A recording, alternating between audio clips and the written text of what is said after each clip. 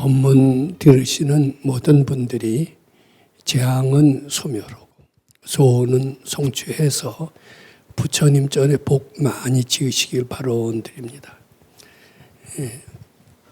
재앙을 축복으로 만드는 금강경 해설, 오늘은 정심행선분 23, 제23분 첫 번째 시간입니다. 이제 금주와 내주, 아마 그 다음 주까지 갈지도 모릅니다. 정심행선분에 대해서 말씀드려보도록 하겠습니다.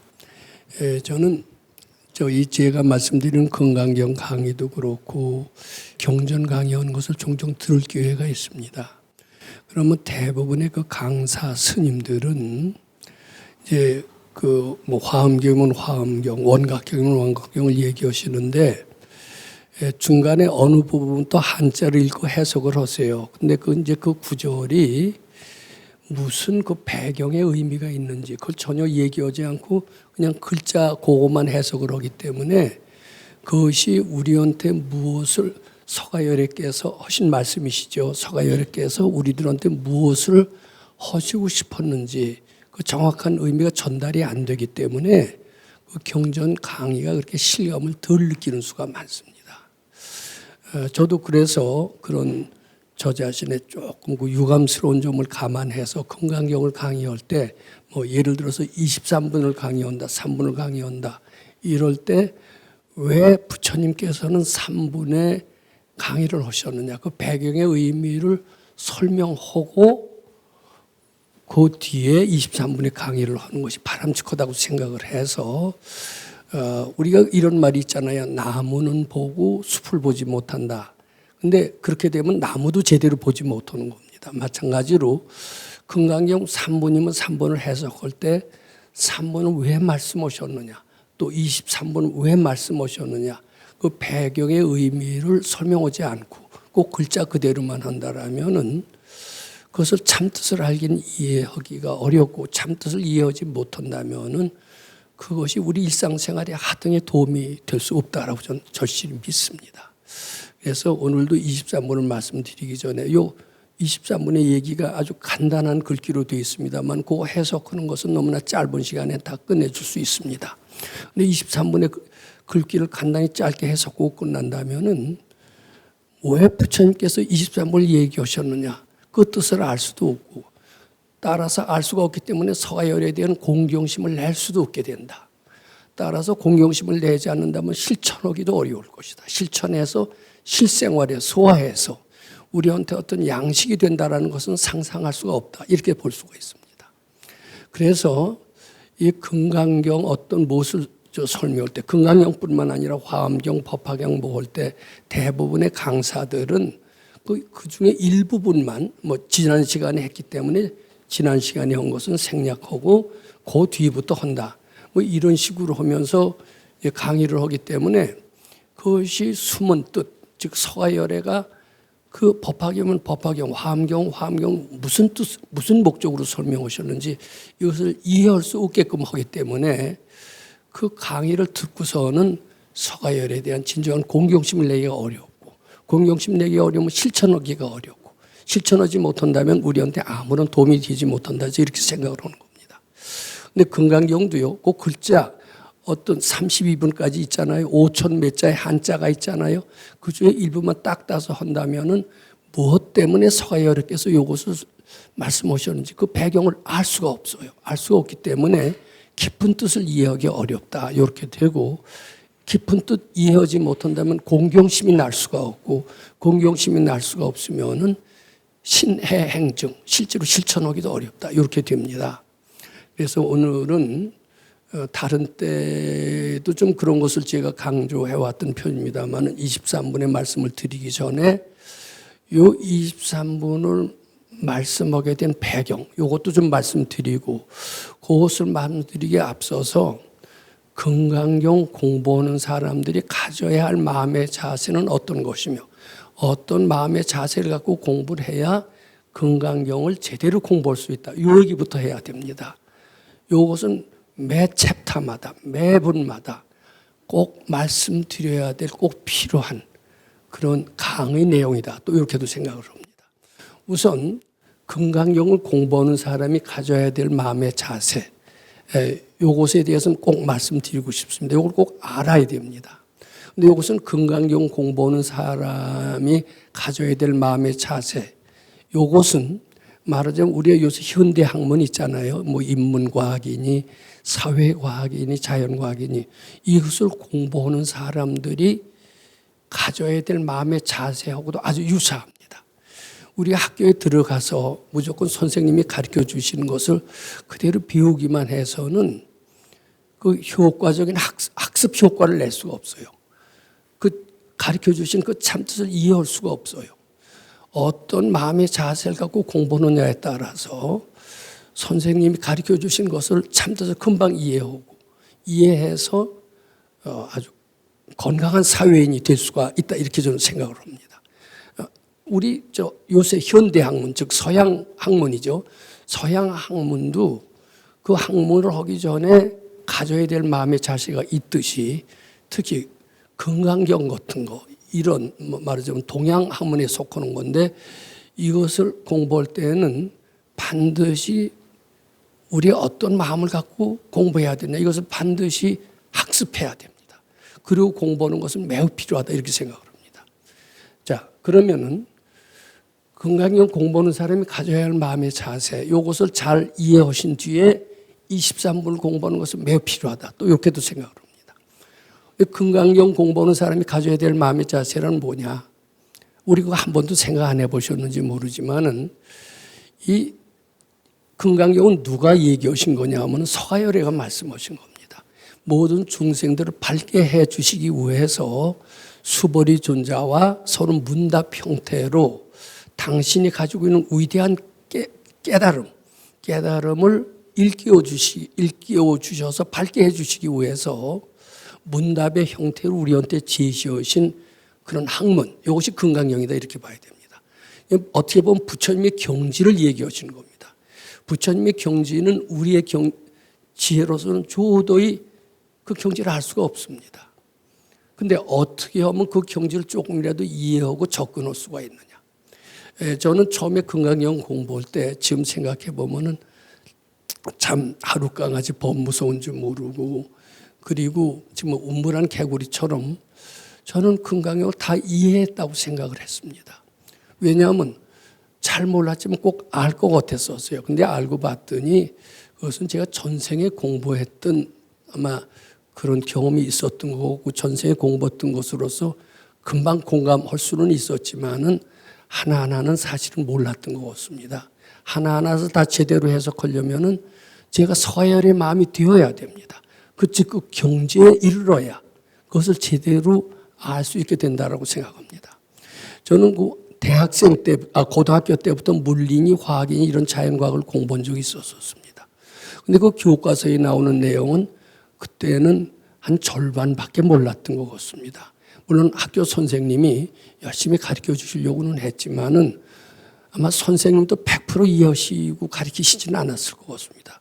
듣는 학생들도 그냥 그럴 듯도 한데 잘 모르겠다 그러면서 물리나 화학을 공부했던 것 같습니다.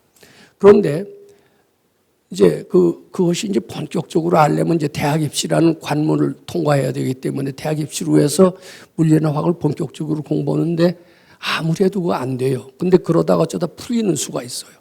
근데 어느 때 풀리느냐 하면은요, 내가 생각했던 어떤 선입견이 잘못됐다고 알았을 때 내가 몰랐던 물리나 화학이 풀렸던 경험이 있습니다. 특히 수학 문제 같은 것을 처음에 한 5분 생각해도 안 풀리고 1시간 생각해도 안 풀리다가 한 사흘을 생각해서 풀리는 그런 경우가 있습니다.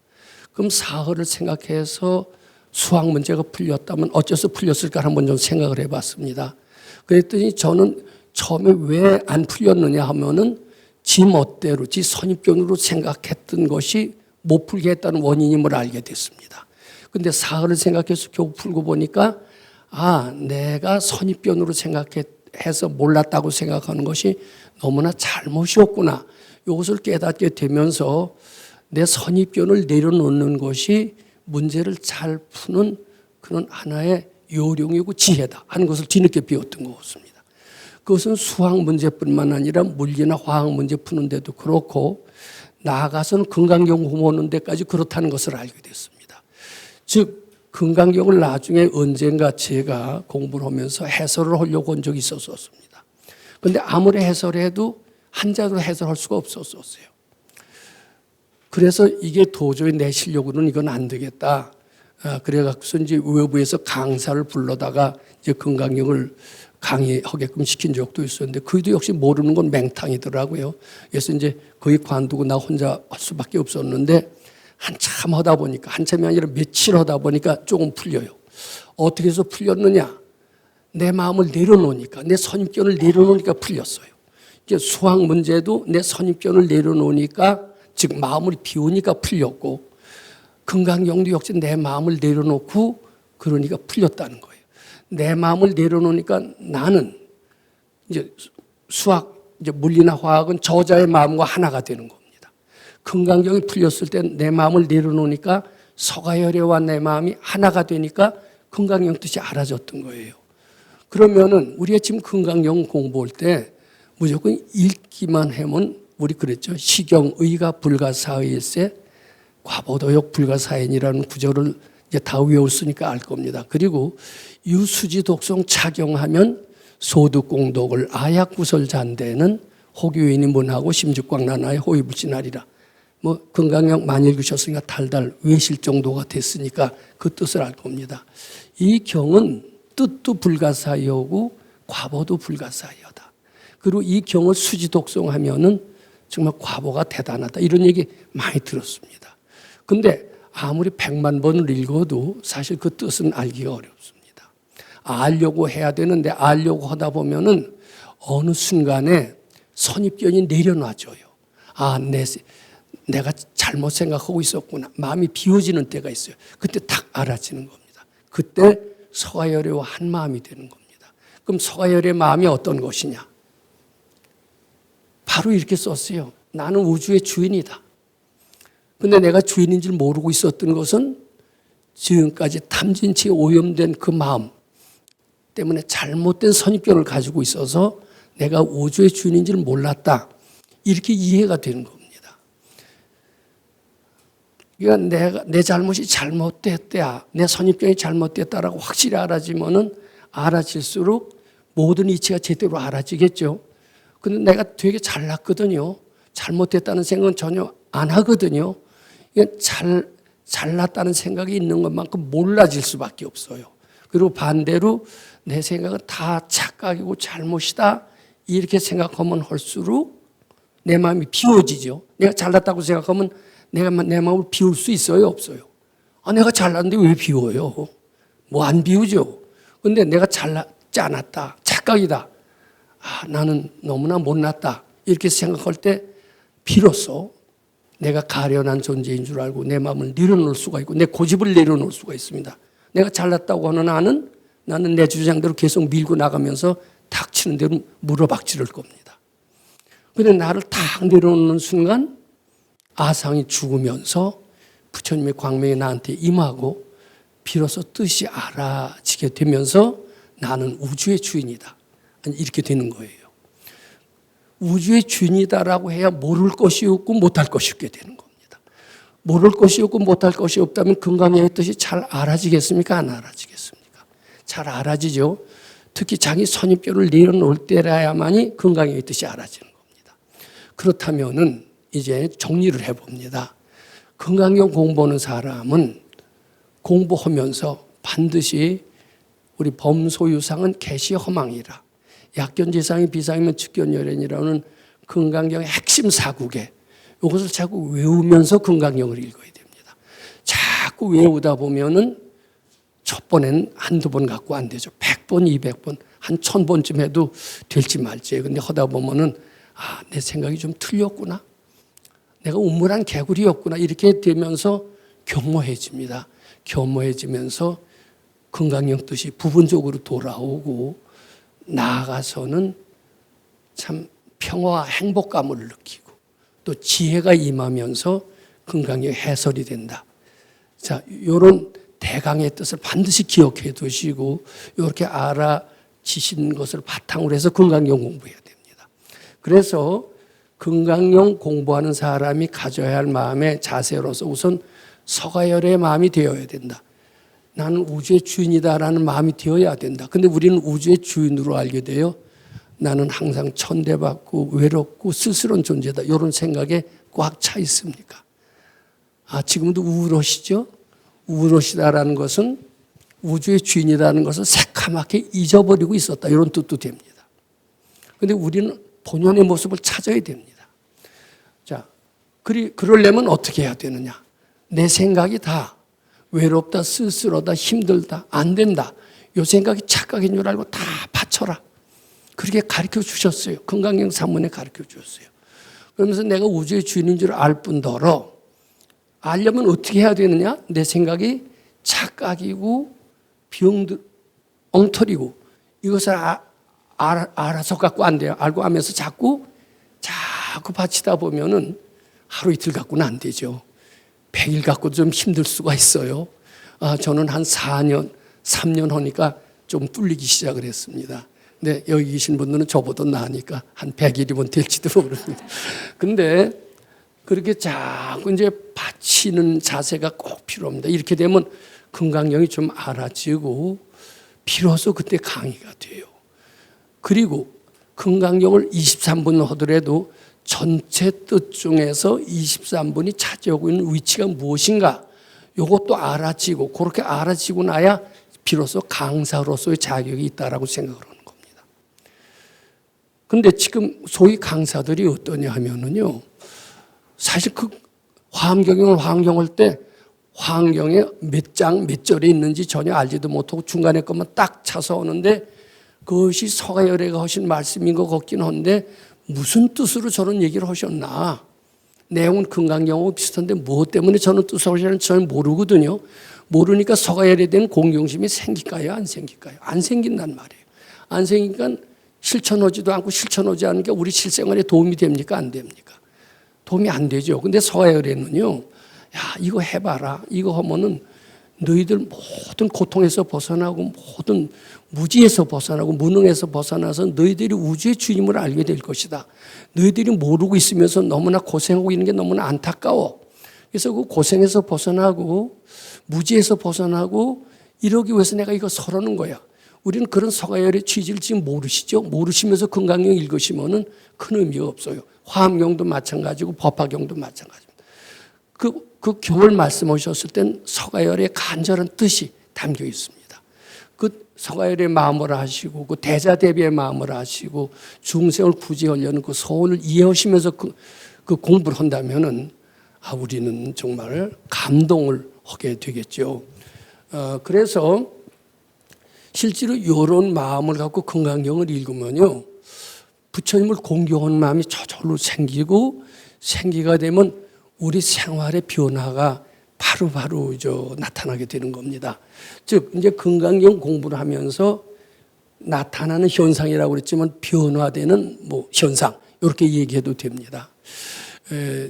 제가 이제 저는 건강경을 사실 만나기는 굉장히 일찍 만났고 독송도 꽤 오래전부터 했고 이미 외운 것도 굉장히 오래전부터 했습니다. 대학 1학년 때부터니까요. 그런데 그때는 그저 참 어쩐지 좋아서 했던 것이지 그 뜻을 제대로 알았던 것 같지는 않습니다. 제대로 알았던 건 아닌데 어쩐지 좋아요. 자꾸 읽고 외웠어요. 그 경전에 보면은 이 경을 수지독서면 공덕이 무량무변하대요. 그걸로만 읽었던 것 같습니다. 그러니까 공경심이 없이 읽은 거나 똑같죠. 그러니까 한 6개월 하고 나니까 재미가 없더라고요. 공경심도 안 생기고 6개월 했는데 아무런 생활의 변화를 느낄 수가 없었던 것 같습니다. 그래서 6개월 오고 나서는 건강경은 나한테 안 맞는가 보다 하고 그 뒤로 이제 관세음보살, 보문풍경 이제 이쪽으로 바꿨던 것 같습니다. 그때 선지식이 없었기 때문에 그랬죠. 근데 그러다가 이제 제가 군대에서 제대하고 나서 밝은 선생님을 만들고 난 뒤에는 이제 건강경을 해석하기보다도 실천하는데 더 앞장섰던 것 같습니다. 실천이 뭐냐면은 무슨 생각이든지 착각인 줄 알고 자꾸 부처님께 바치는 실천이 바로 금강경의 실천입니다. 신의 행정이 되는 겁니다. 자, 그런데요.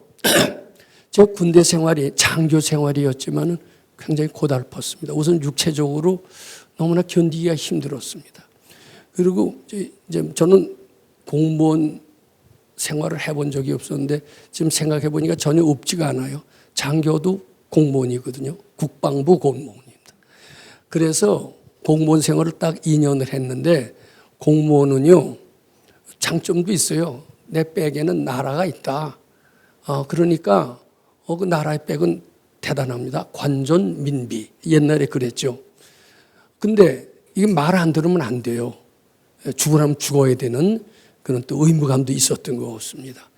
군대 생활이 참 고달팠어요. 육체적으로 고달팠고 정신적으로 스트레스가 대단히 심했습니다. 그건 이유가 안 통해요. 이유가 없다. 여기서 말하자면 내하지 않으면 안 됩니다. 아니 소리 했다가는 군인 정신 불량 이렇게 하면서 복창을 하고 그럽니다. 복창해야 될 이유가 뭐이냐 그럼 말대답한다고 그럽니다. 이런 식으로 군대가 내 이치에 안 맞는 거예요. 그러니까 매일같이 그 상관을 갖고 죽일 놈 살릴 놈 욕을 하다 보니까 군대 생활이 그렇게 지겹고 싫었습니다. 전 하루하루 제대 날짜만 쉬었습니다. 우리는 2년 의무 복무 기간만 마치면 바로 제대할 수 있는 그런 특전으로 있고 이제 장교가 됐기 때문입니다. 그러다가 저희 금강경에 바치는 가르침을 만났습니다. 네가 생각하는 괴롭다고 생각하고 군대 생활이 지겹다고 생각하고 매일같이 날짜만 쉬는 그 마음이 착각인 줄 알고 부처님께 바쳐라. 이 가르침은 세상 어디서도 들어본 적이 없습니다. 그게 바로 금강경 3분에 있다는 가르침인데 3분에 있는 가르침인지 뭔지도 전혀 몰랐습니다. 그런데 그때는 하도 군대 생활이 괴로워서 바로 그것을 실천을 해봤습니다. 한 달도 안 갔습니다. 저는 지겨웠던 군대 생활이 편해지기 시작을 했습니다. 재밌어지기 시작을 했습니다. 그래서 이제 금강경 공부하면 나타나는 현상, 이렇게 세월이 달라지고 편해지니까 금강경 공부하지 똑같이 지겹고 괴로웠다면은 저 금강경 공부 더 안 했을 거예요. 처음에 군대 가서 1년 동안 그렇게 죽기보다도 싫었는데 그전에 관세음보살 했죠. 관세음보살 했더니 똑같이 지겨워요. 근데 이제 금강경을 읽고 내 생각이 착각인 줄 알고 자꾸 바치다 보니까 근데 바칠 때에는 조건이 있었습니다. 누구나 되는 게 아니에요. 그것을 가르쳐주는 선생님이 너무나 훌륭해 보이시는 거예요. 그분 근처만 가도요. 분별이 저절로 쉬었어요. 질문할 거리를 자꾸 찾아갖고 그분 앞에 가서 얘기를 하면요. 저절로 마음이 가라앉아서 질문할 거리가 하나도 없어지는 거예요. 그러니까 그런 공경심을 바탕으로 되고 있으니까 금강경 그때는 아침 저녁 한 번씩밖에 안 읽었습니다. 지금처럼 칠독하지도 않았습니다. 그리고 올라오는 생각도 지금처럼 열심히 받지 않고 대충 바쳤어요. 근데 그 공경심을 갖고 하니까 그 이튿날부터 바뀌더라고요. 정말이에요. 그러면서 그 지겨운 군대 생활이 점점 지겹지 않게 나가서는 즐겁게 그리고 싫다 안 된다 모른다 이게 꼭 있는 줄 알았는데 그것이 착각이고 본래 없음을 알고 자꾸 바치다 보니까 그 지겹던 군대 생활이 점점 편해지는 것을 느끼면서 이 금강경 공부의 정말 위대성을 전 처음으로 느꼈습니다. 그래서 이것을 처음에 나타나는 현상입니다. 근데 저만 그런 줄 알고 봤더니 여기 와서 이제 금강경 여기 도반들하고 모여서 공부한 지도 꽤 오래됐습니다만 그분들은 대개 소원을 빌기 위해서 옵니다. 재앙을 빌기 위해서 또 소원을 이루기 위해서 금강경 공부를 오는데 재앙도 소멸이 잘 안 되고 또 소원도 잘 안 이루어지는데 공통적으로 느끼는 게 뭐냐면은 마음은 좀 편해지더라. 다들 그래요. 여기서도 아마 그거는 다 느끼실 겁니다. 마음이 편해지고요. 근심 걱정의 소멸이 느껴지고 그리고 이제 또 한 가지는 병든 사람이 있잖아요. 병든 사람이 병을 고쳐지는 그런 체험을 많이 들어오게 됩니다. 제가 여기 와서 발표도 하신 손봉선 보살님 그런 병들, 또 제가 아주 우리 댓글로도 찬양을 많이 했던 정진신 보살의 동생의 정신병들, 이런 근심 걱정이 사라짐과 동시에 육체적인 병들이 다 소멸이 되는데 그 의사들의 얘기와는 전혀 틀립니다. 의사들은 그 병의 원인을 여러 가지로 얘기하는데 이 불교에서 얘기하는 병의 원인과 틀립니다. 즉 부처님 가르침에서의 병의 원인은 다 마음에서 비롯됐고 해법도 이 마음을 착각인 줄 알고 받침으로써 병이 낫다라고 이렇게 해석을 합니다. 그런데 의사들은 병의 원인을 마음 속에서 찾지 않고 마음 밖에서 찾습니다. 세균이 옮겼다, 생활 습관이 나빴다, 마음 밖에서 다 찾아요. 그리고 그 해법도 마음 밖에서 찾아요. 좋은 약을 만나야 된다, 좋은 의사가 만나야 된다. 이게 우리 밝은 선생님의 가르침과는 전혀 틀린 해석을 하는 겁니다.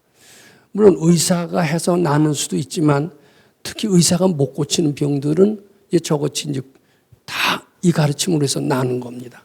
그래서 근심, 걱정이 소멸이 되고 재앙이 소멸이 되면서 저는 군대 생활이 한층 편해졌습니다. 그런데 이런 식으로 하면 재앙은 소멸하고 소은 성취가 되겠구나, 이런 것도 조금씩 느끼게 돼요. 그런데 실제로 저는 가난이 고생인지도 몰랐습니다만은 가난이 변해서 부자가 될 수가 있을까? 건강경 잘 읽으면 병약이 변해서 건강해진다, 이것은 느낄 수가 있었습니다. 또 근심 걱정이 소멸하면서 행복감을 느낄 수 있다는 것은 알 수가 있었습니다.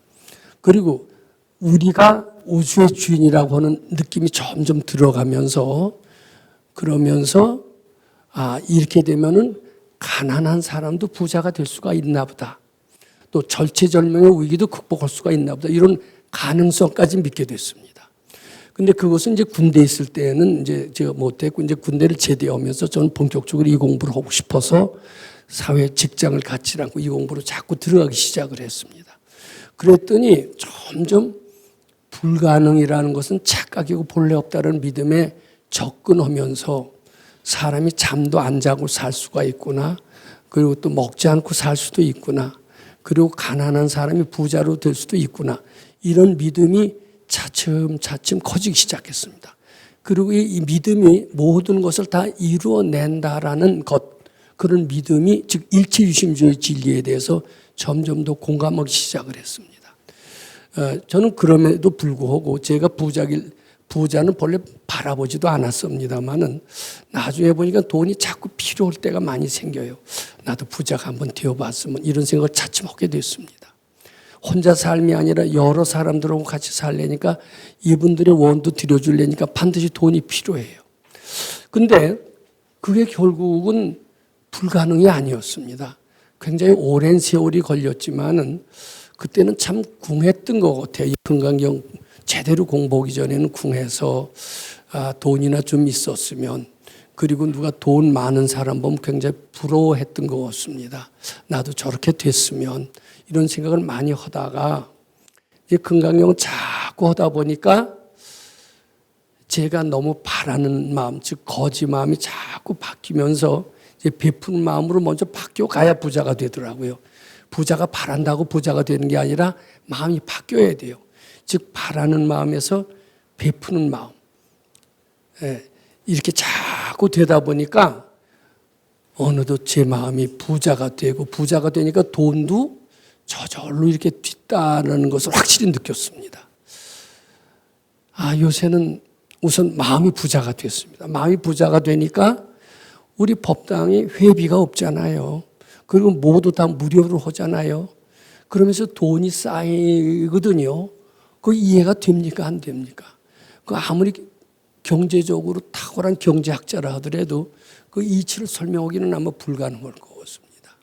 저는 즉 일체유심주의 진리, 마음에 궁한 마음이 착각인 줄 알고 바치기만 하고, 그렇게 되면 부자 마음이 되고, 이 부자 마음이 뭐는 영업 활동을 안 해도, 세일즈를 안 해도, 사기를 치지 않아도 돈은 굴러 들어올 수 있다, 이런 믿음을 이제 갖게 됐던 겁니다.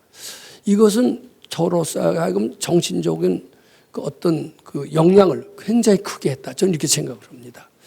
이게 이제 상당히 풍요로워지기도 하지만은 그 전에는 난제는 난제일 뿐이지 도저히 안 풀리는 것은 영원히 안 풀린다라고 이제 그렇게 그런 믿음이 전 확실했던 것 같습니다. 어떻게 인간으로서 안 되는 사람은 결국 죽는 거 아닌가? 죽지 않는 방법은 있단 말인가? 부활이 있다고 그러지만 정말 부활이 있는가? 그 말을 저는 안 믿었습니다. 사람은 의례 죽게 마련입니다. 이렇게 저는 그거 아주 철칙으로 믿었습니다. 특히 이제 저희 또래가 되면은요, 맨날 한다는 소리가 누가 죽었어? 내일은 뭐 또 쟤는 빌빌해. 어느덧 길에서 쓰러졌어. 뭐 이런 얘기만 들어요. 그럼 그건 뭐냐면 머지않아서 너도 그렇게 될 거다. 이렇게 최면을 거는 거예요. 그런 얘기를 들으면 우울하기 짝이 없어요. 근데 이제 그런 사람은 이제 만나고 싶지도 않아요. 자, 근데 법당에 오면요, 무슨 얘기를 하냐 하면은 백세 인생을 부르잖아요. 백세 인생 가사를 전 참 좋아합니다. 그 백세 인생 가사의 내용이 어떠냐면은 사람은 본래 죽게끔 돼 있는 게 아니라는 겁니다. 우리는 의뢰 죽게끔 돼 있는 교육을 어렸을 때부터 받았어요. 생로병사는 피할 수 없는 것이다. 생로병사를 피하는 길은 유일하게 출가해서 수도에서 생사해탈하는 길밖에 없다. 이제 우리는 그렇게 배웠습니다. 그래도 병드는 것은 피할 수 없다. 어쩔 수 없이 병은 운명이다. 운명은 거스를 수 없다. 하늘의 뜻은 거스를 수 없다. 그렇게 세뇌가 되게끔 자꾸 배웠습니다. 그러니까 그런 사람한테는 나는 우주의 주인이다라는 그 생각은 전혀 통하지 않았던 겁니다. 저는 그런 어떻게 보면 부처님과의 뜻과는 지금 반대되는 교육을 쭉 받았고요. 제가 지금 가족에서 살지 말고 자꾸 출가하라 그러시는 이유가 왜 그러냐면 그 가족에 있는 사람들, 뭐 부모, 형제, 처자, 그리고 친구들, 사회에 있는 친구들은 다 무슨 소리 하느냐 하면은 사람은 살고 싶을 때까지 살 수 있다. 이런 소리 하는 사람 주위에 있습니까? 없습니까? 사람 병들게 돼 있다. 90까지 살면 잘 사는 거다. 언젠가 죽게 돼 있다. 넌 그래도 뭐 양호한 편이야. 다 있다고 소리하는 사람들을 그 속에 있으면서 밝아지는 거 기대한다는 건 말 됩니까? 안 됩니까?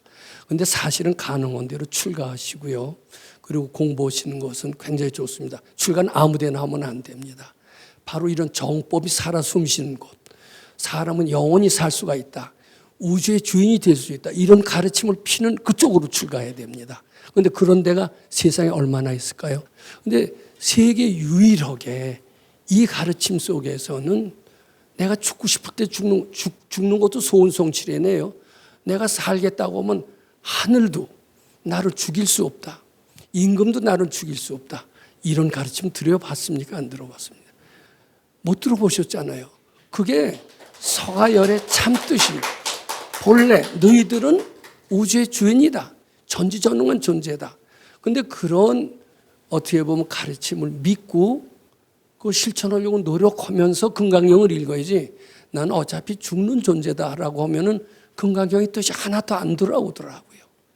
해석이 한자도 안 되는 것을 좀 느끼게 됐습니다. 그래서 이런 가르침을 바탕으로 해서 이게 다가 아닙니다. 실천을 해야 됩니다. 실천을 했더니 일단 근심걱정이 소멸이 되고 재앙이 소멸이 되는 것, 이것을 아상이 쉰다라고 얘기를 합니다. 아상이 쉰다. 근데 근심걱정이 소멸이 되면서 동시에 재앙도 소멸됩니다. 이것을 아상이 쉰다라고 얘기를 해요. 그 다음에 저는 이거 제가 체험해 본 것만 얘기합니다. 체험하지 않은 얘기를 하니까 모르겠더라고요. 건강에 체험하지도 못하면서 해설하는 사람은 결국 모르고 하는 겁니다. 장님이 장님을 가르치는 거예요.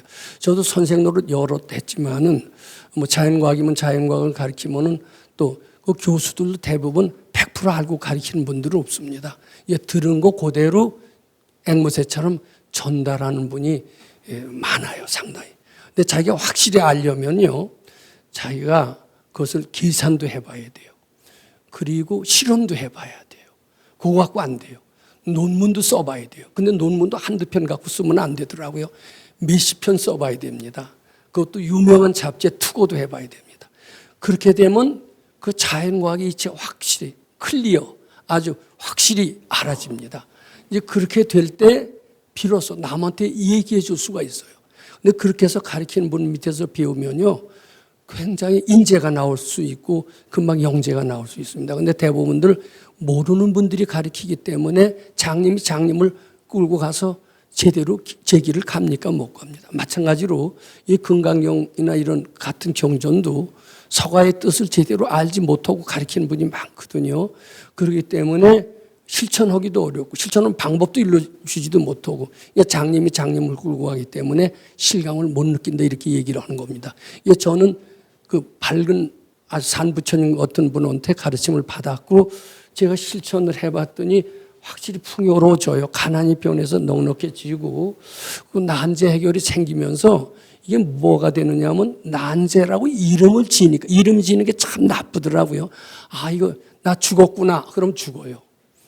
근데 죽을 것 같아도 감사하다. 이렇게 되면 삽니다.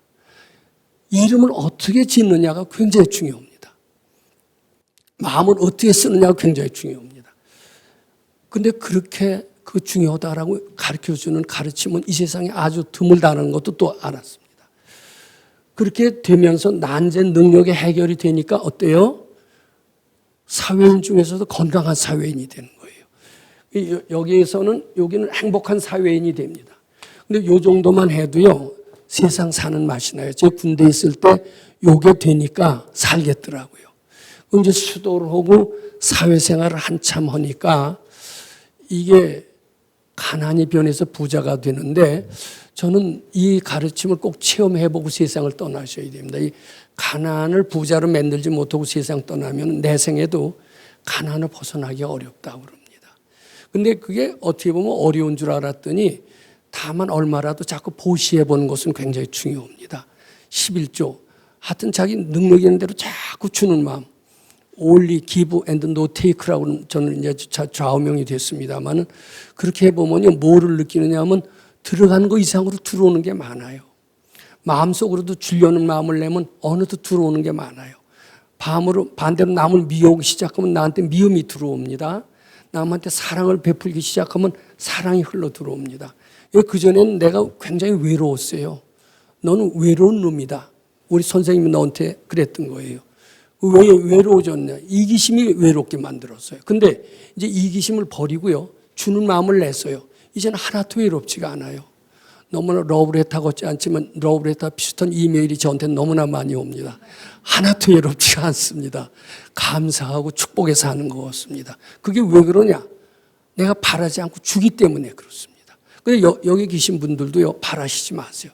바라는 건 세상을 아주 현명하게 살지 못하는 겁니다. 반대로 주어보시고 베풀어 주시고 양보해 보시고 이렇게 해보세요. 그러면은 천이나 아수라가 개헌공양하는 것을 실감하실 겁니다. 이제 이렇게 되면서 이것을 저는 아상이 상당히 녹았다라고 이렇게 말씀을 드립니다. 자, 그런데 이제 아상이 녹은 것 갖고서는 완전히 도인이 못 됐어요. 근데 이 정도만 해도 건강한 사회인이 됩니다. 근데 왜? 이제 보통 스님들은요, 밝아지는 것하고 사회생활을 잘하는 것하고 무관하다고 생각해요. 도인은 장사를 해도 잘한다. 이렇게 되면 말도 안 되는 소리 하지 마라. 도인이 무슨 장사를 한단 말이냐. 제가 이제 수도를 몇 년 하다가 밖에 나가서 이제 살아야 되잖아요. 살아야 되니까 이제 돈을 벌어야 됩니다. 돈을 벌려고 그랬더니 장사를 했더니 장사가 안 됐어요. 그러다가 예전에 저를 불교를 가르쳐준 선생님을 한번 찾아갔더니 뭐라고 얘기하시냐면 도를 하는 사람이 돈을 벌려고 해서는 안 된다. 도하고 돈자는 비슷하지만 전혀 틀리다. 갈 길이 틀리다. 근데 그것은 올바른 가르침이 아닌 것을 뒤늦게 알았습니다. 도를 제대로 한 사람은 돈이 사람을 따르게 할 수가 있습니다. 돈을 만들 수가 있습니다. 돈을 만들어야 좋은 일을 할 수가 있잖아요. 돈을 만들어야 보살 행을 할 수가 있잖아요. 저는 요새 좋은 일 꽤 하고요. 그리고 보살 행을 좀 하니까 사람들이 신신발심하더라고요. 제가 한 푼도 없으면 어떻게 돼요? 도반들이 주는 용채 바라기만 하고 있었죠. 용채 바라는 선생한테 따를 제자가 얼마나 되겠느냐. 용채 바라는 선생, 스님들 따라가실 거야. 모르겠어요. 전 그거 안 될 것 같아요. 그런데 전 마음으로라도 용채 바라지 않습니다. 근데 이제 이렇게 되면서 자꾸 바치다 보면요, 재앙이라고 이름 지니까 재앙이지 아니에요. 착각 이론자고 자꾸 보면 축복이 되면서 재앙과 축복이 둘이 아니에요. 근데 여기 아직은 이게 완전히 이렇게 되면 세상에 난제라는 건 없습니다. 그래서 옛날에 어떤 큰 스님이 얘기했듯이 일일 시오일이라. 자, 일일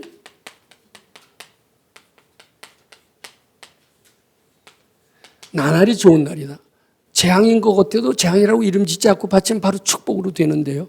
아마 여기서 많이들 느끼고 계실 겁니다. 재앙이 본래 없어요. 착각이 본래 없어요. 아, 감사하다 그러면 축복으로 돼요. 이게 나날이 좋은 날이 될 수밖에 없죠. 그리고 지혜가 생겨요. 아니, 왜냐하면 즐거우니까 지혜가 생겨요. 아상이 없어졌다는 뜻이 됩니다. 이제 그것을 완전한 사회인이라고 하는데, 완전한 사회인이 이제 아상이 없어졌다고 하고, 이것을 우리 선생님께서는 견성성불 똑같이 얘기합니다. 근데 완전한 사회인하고 견성성불하고는 전혀 무관하다 이렇게 얘기를 합니다.